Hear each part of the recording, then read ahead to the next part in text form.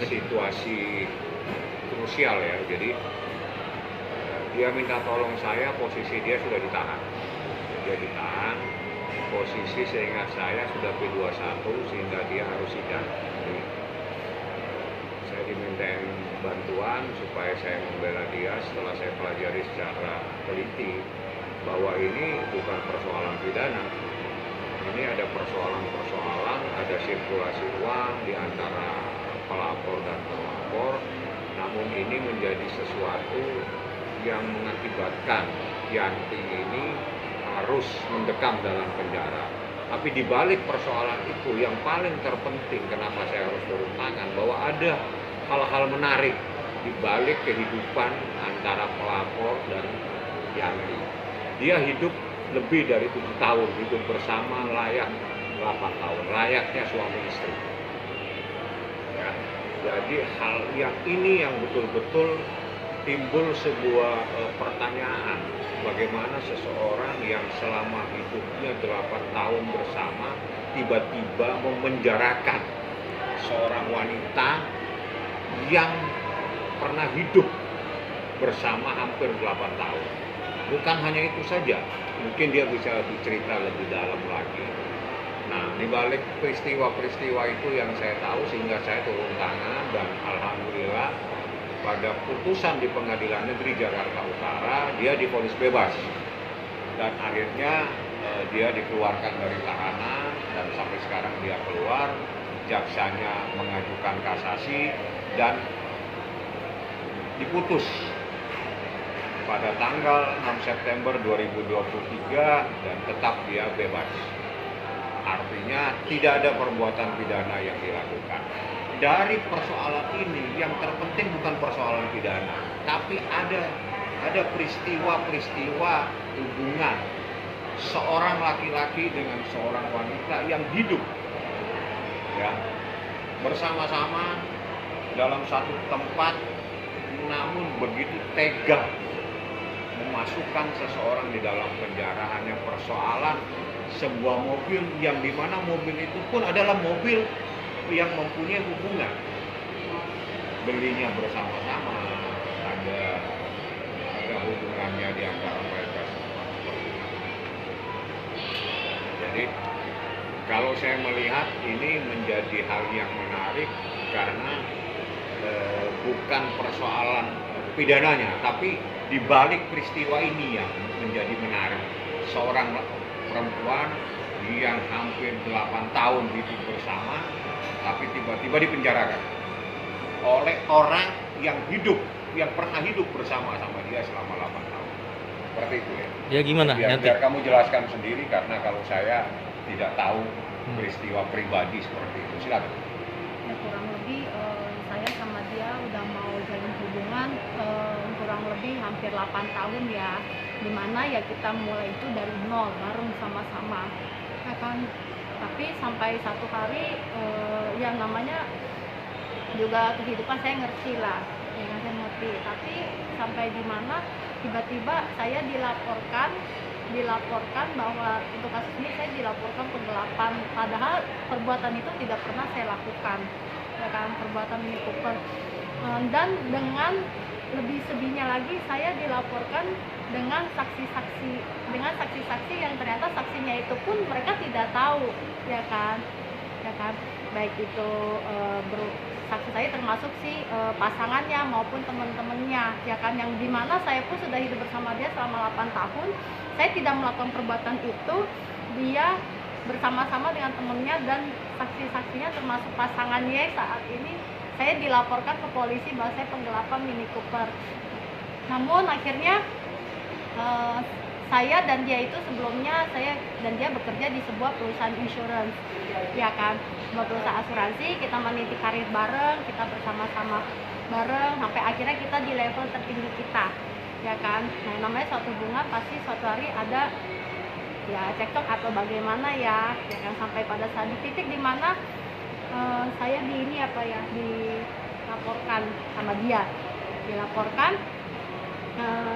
beserta pasangan saya, dan dia sudah ada pasangan baru.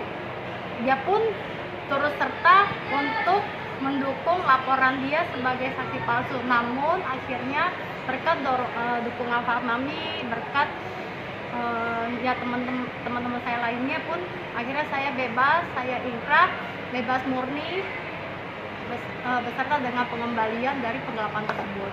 Saya pernah mengandung anak dia sampai akhirnya anak itu tidak ada dan dia tidak mau bertanggung jawab, ya kan?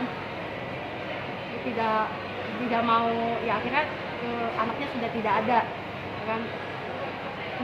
Dia ya makanya saya akhirnya dilaporkan sama dia. Saya pun tidak tahu kenapa dia melaporkan. Dia mungkin saja ya mungkin dia mau pasangannya dia mau nikah, ya akhirnya dilaporin saya, pada perbuatan itu nggak ada gitu, Pak. Sampai kamu di penjara berapa bulan? Saya penjara hampir 7 bulan. 7 bulan. Dengan tidak ada perbuatan yang kamu alami? Tidak pernah ada. Ya? Tidak ada. Saya pengadilan memvonis saya bahwa saya tidak pernah melakukan tindak pidana dan tindakan itu tidak ada. Makanya saya bisa bebas murni. Penggelapan itu apa? Yang maksudnya kamu juga dilaporkan juga penggelapan itu apa? Penggelapan sebuah mobil Mini Cooper. Ya kan, dimana bahwa mobilnya itu pun adalah hasil dari kerja keras saya, dan untuk pembayarannya sendiri setiap bulan saya transfer ke beliau, baru beliau bayar ke leasing. Itu ada buktinya? Ada buktinya, ada Pak. Makanya saya bisa inkrah dan menang dari pengadilan negeri, bahkan saya menang juga di Mahkamah Agung dan sudah divonis bebas murni tanpa ada perbuatan tersebut, tanpa ada tindak pidana. Kamu kekasih kamu yang hidup bareng itu selama 8 tahun, iya, itu sama-sama kerja di asuransi. Itu siapa sih inisialnya? Inisialnya RX. RX. Gimana selama kamu di itu, ada komunikasi kah atau gimana? Sampai saat ini, sekarang tidak pernah lagi, ya kan. Tapi terakhir saya melihat dia datang di pengadilan sebagai terlapor beserta dengan teman-temannya. Gimana dan kamu? Perempuannya. Ini kan kamu sebagai wanita ya, artinya kamu mencintai orang yang salah, betul nggak? Gimana sih? Apa yang buat diceritakan ke masyarakat agar masyarakat juga bisa mencontoh lah, jangan sampai seperti kamu. Saya perempuan, ya kan. Ya mungkin banyak orang bilang saya bodoh, ya kan. Tapi di luar itu kita tidak pernah berharap, ya kan, selama kita menjaga hubungan selama itu akan terjadi hal seperti ini. Bahkan sampai dia tega untuk memasukkan saya ke penjara, ya kan. Dia sudah pernah hidup bareng sama saya, bersama saya, ya kan. Dan uangnya pun semua dia yang pegang, ya kan. Tapi sampai hati kenapa dia mau melaporkan saya, ya kan. Sampai akhirnya saya masuk. Ya mungkin buat teman-teman sekalian bisa banyak kisah dari saya. Satu, yang kedua, menjadi wanita mungkin harus kuat ya Pak, ya kan. Dan jangan bisa jolimi, jangan bodoh lah, ya kan, begitu. Nih, ini kan artinya kalau dibilang laporan palsu Bang, tapi dia tetap masuk Bang. Gimana Bang? Apa ada tindakan nanti lapor balik atau gimana Bang? Ya kalau putusannya sih memang dia bebas. Apakah nanti akan membuat laporan atau pengaduan palsu? Memang kami akan sudah membahas tadi, kami akan coba untuk mengajukan, dan juga mungkin kita akan mengajukan tuntutan ya, rehabilitasi, karena selama 7 bulan ini efek daripada dia ditahan itu bukan hanya dirinya, juga menimpa ibu kandungnya yang sampai sekarang sakit akibat selama hampir 7 bulan tidak tahu dia ada di mana. Jadi selama ini ditutupi. Dia menutupi bahwa dia ada dalam penjara, ibunya tidak tahu. Nah, akhirnya hakim dengan melihat fakta-fakta bahwa ini bukan persoalan pidana dan dia tidak bisa dinyatakan melakukan perbuatan pidana dan dibebaskan.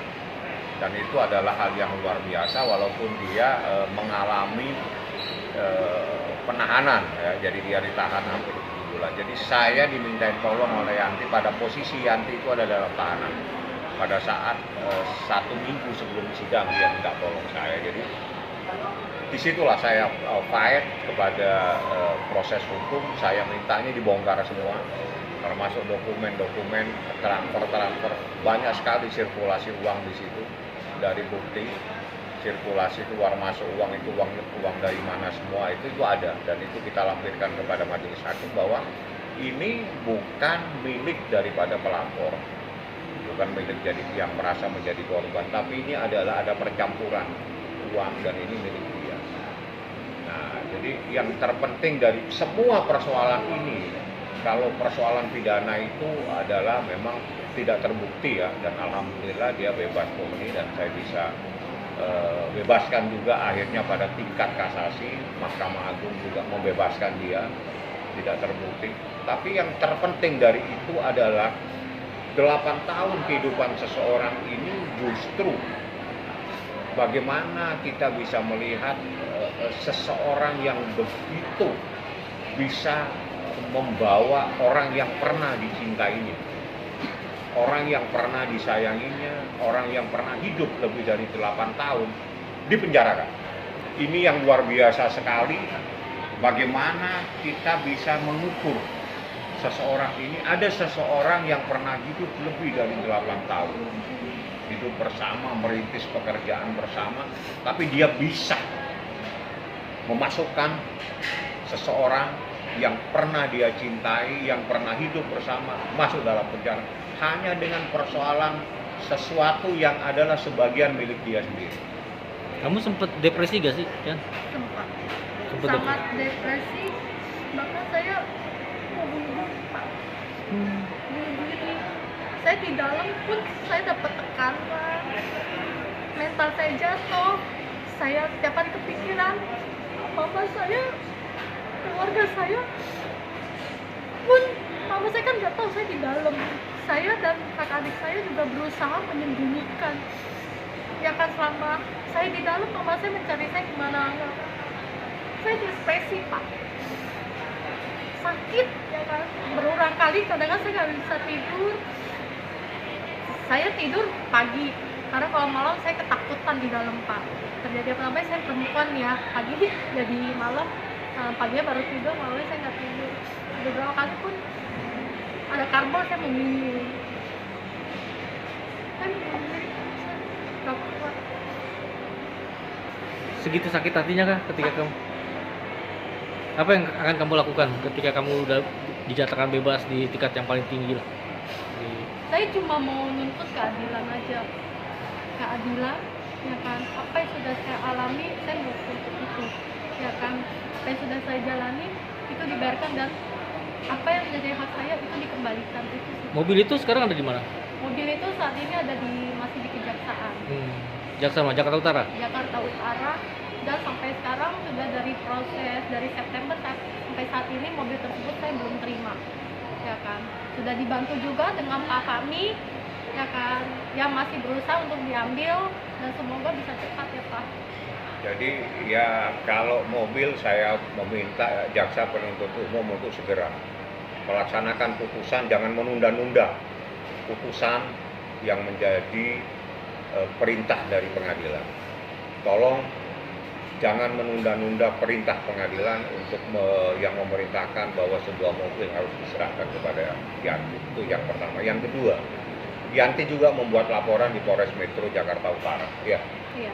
Jadi kami juga berharap dari Polres Metro Jakarta Utara laporan atas nama Yanti mohon untuk ditindaklanjuti, jangan, supaya ada kepastian hukum terhadap Yanti. Juga ada laporan di Polda Metro terkait dengan penggelapan uang yang juga dilaporkan oleh adik dan saudara dia, adik ya, penipuan dan penggelapan uang. Jadi kita minta supaya apa yang diharapkan adanya keadilan oleh Yanti ini dapat terpenuhi.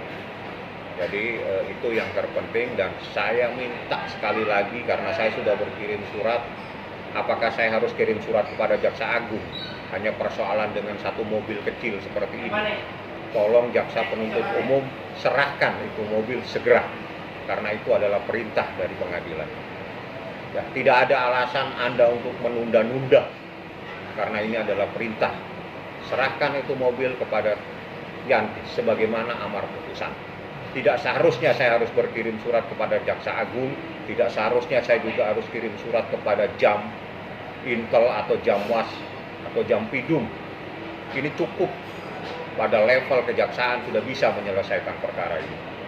Kasihan ini, dia menunggu, mengharapkan hak dia yang diputuskan oleh pengadilan, tapi tidak mendapatkan respon yang positif.